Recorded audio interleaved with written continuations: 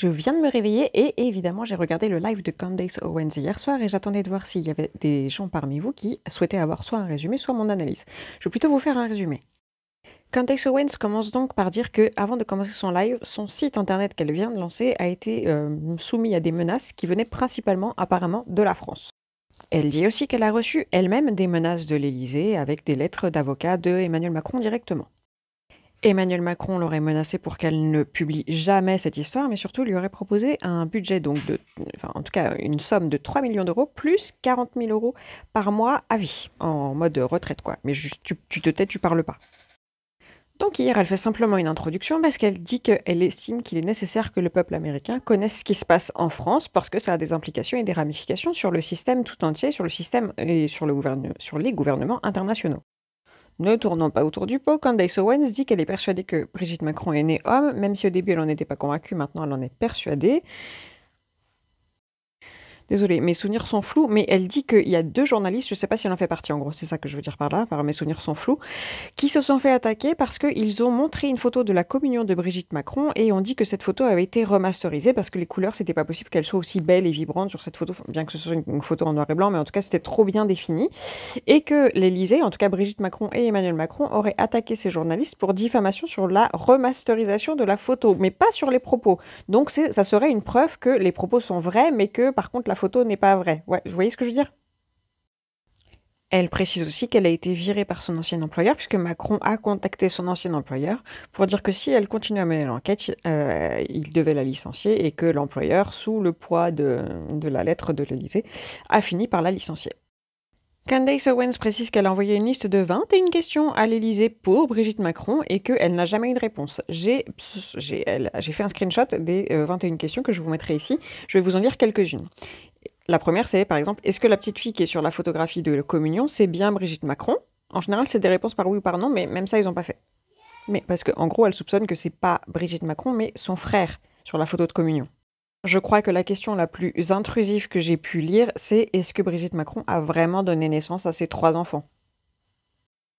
Bref, elle n'a jamais eu de réponse. Ensuite, elle insinue que bien sûr que Brigitte Macron est un homme puisque les Jeux Olympiques ont eu une cérémonie d'ouverture sur le thème des drag queens. Alors là, franchement, je trouve que c'est un peu tiré par les cheveux, mais ça reste mon avis, hein.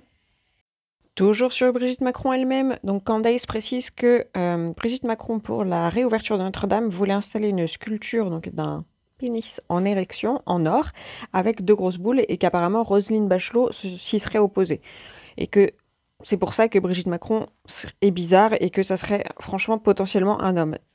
Encore une fois, je trouve que c'est tiré par les cheveux, mais ok. Ensuite, elle nous parle du couple qui est franchement très bizarre et très glauque. Et ça, après tout, pourquoi pas? Parce que effectivement, à mon âge, à presque 40 ans, je ne serais jamais intéressée par un jeune homme de 14-15 ans. Mais bon, ça, c'est leur histoire, c'est pas la mienne. Elle dit qu'Emmanuel Macron est bizarre parce que sur sa photo présidentielle, de son portrait présidentiel, il pose avec un livre d'André Gide, et André Gide est connu pour être un pédéraste. Alors moi, je m'y connais pas assez. Je suis juste là pour vous faire un résumé. Faites vos recherches si vous voulez. Et ensuite, parce que je vous avais dit que je vous la faisais courte, elle nous parle de journalistes qui ont mené l'enquête et qui ont disparu dans des circonstances très étranges. Elle parle de Isabella Ferreira et de Natacha Ray. Et ensuite, elle parle de Xavier Poussard qui a dû s'exiler et exiler sa famille puisqu'il était, comment dire, il était poursuivi par les impôts en France apparemment qui menait une enquête très approfondie. Ok. Mais Xavier Poussard, son nom est important puisqu'il sera reçu lundi soir en live par Candace Owens pour justement faire cette petite interview pour que lui aussi, en tant que bon français, apporte sa pierre à l'édifice dans l'enquête sur Brigitte Macron n'est pas née femme. Oui.